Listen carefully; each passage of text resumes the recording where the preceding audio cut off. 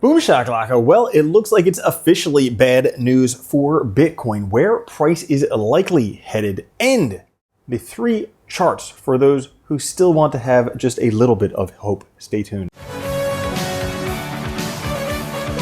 What's up, everyone? Randall here from Crypto Love. Today's video, a lot of very interesting charts for Bitcoin and cryptocurrencies, including why it is bad news for Bitcoin at its current levels, and three little hopium charts for those people who just don't want to be crushed this weekend. Before we get into it, guys, like the video, helps out so much. Now, today, fear and greed at 51, dead neutral. Haven't been in neutral territory for a long time. The overall market down 3% today. Bitcoin at 41,393, Ethereum at 24.66, BNB at 3.11, Solana $94, XRP 54 cents, Cardano 49 cents, Avalanche $33, and Dogecoin 7 cents. Bitcoin breaking below the $43,000 price support levels.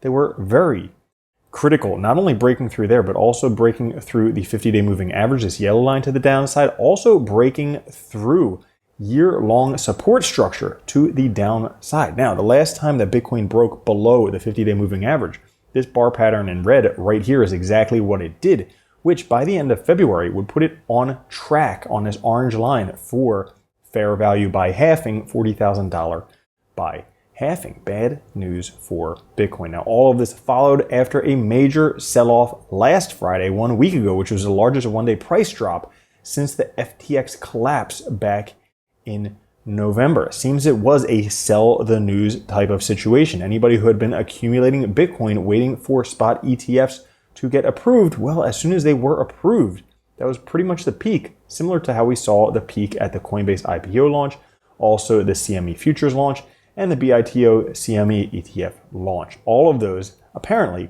good news is bad for Bitcoin, but bad news seems to be good for Bitcoin. So, whatever it is with Bitcoin. Now, right now, Bitcoin price is on track for fair value by the halving, which it has done historically every other halving. This time, unlikely to be different. Most likely price will go sideways for the next couple months until the halving. And then generally, as you can see here, it takes a few months after the halving for things to really start taking off once again. So potentially not till like August, September, where we might see a takeoff. Everybody had been waiting for the mid-cycle top, and it appears like it was hit. And right now, Bitcoin is in overheated territory. If we take a look down here at these critical levels, generally overheated territory before a pullback. Also, if we take a look at the RSI, same levels as that mid-cycle top back in 2019, suggesting, hey, we had some resistance, price will pull back, correct, take some time, maybe that period. Also hitting the top of the Ichimoku red cloud, which has signaled mid-cycle tops previously in every single cycle.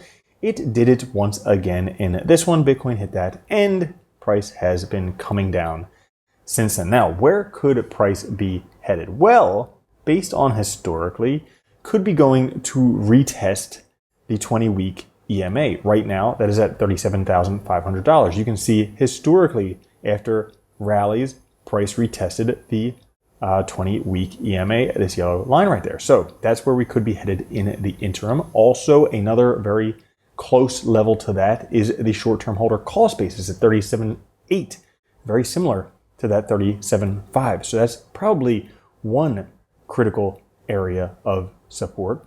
If we don't find support there, historically, after Bitcoin has hit this blue magic band in the center, has retraced all the way down to the yellow one. Now, the blue band was at 49.2, the yellow one, $33,000. Could be headed much lower than that $37,000 figure, all the way down to 33. As a matter of fact, right now, the parallel channel that Bitcoin is in, well, after hitting the top and getting rejected, the lower end of that is, well, none other than $34,000, right in that $33,000, $34,000 territory. And if we consider the 0.618 fib levels, this as well, $33,000 levels, should we hit that same territory. So we have a couple key areas to keep out for. If we break through 40,000 to the downside, because that's a big even, we have the 37-ish area, and then below there, the 33-ish area would be territory where Bitcoin might find support if it continues this downtrend, if this isn't just a fake out. But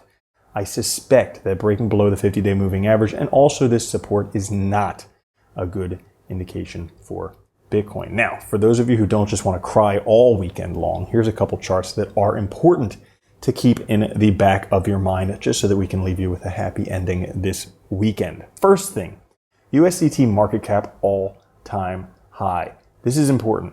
So, USDT market cap is at a historic all-time high. This is the same as just before the 2020 to 2022 bull run. Well, you can see that after a long time in this sideways trend channel, it broke out above there, and then a few months after it broke out above, look at what Bitcoin price did, rocketed off. So we had many months of sideways price action, breaking out above there. A few months later, might be in for a massive Bitcoin move. Why is this? Well, investors convert fiat to USDT and then buy Bitcoin using USDT. This may be the reason why USDT is reaching the highest market cap at the moment and Bitcoin to explode later. You got to remember that. Also, very interesting note, 3 months before the halving, which is January, historically, Bitcoin price never drops below there. So what does that mean? Well, Bitcoin halving is coming in about 3 months. In Bitcoin history, the lows at 3 months before the halving were the lows throughout the whole bull run journey until it reached the post-halving tops.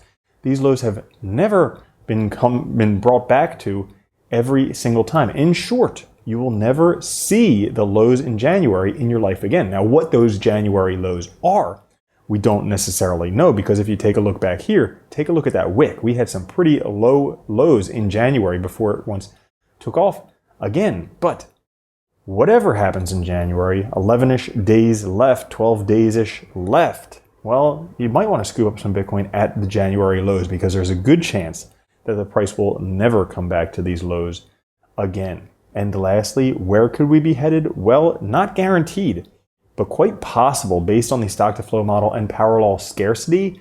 We could be headed up an order of magnitude to a $500,000-ish Bitcoin peak this halving alone, and then 5 million the next halving. So that's all for this episode. If you enjoyed it, push the like button. I'll catch you guys later. Have a good one. Love you. Peace. If you don't think Bitcoin's going to $1 million a coin and then $10 million a coin, you're already a loser. From now on, if you don't own Bitcoin, you're a moron.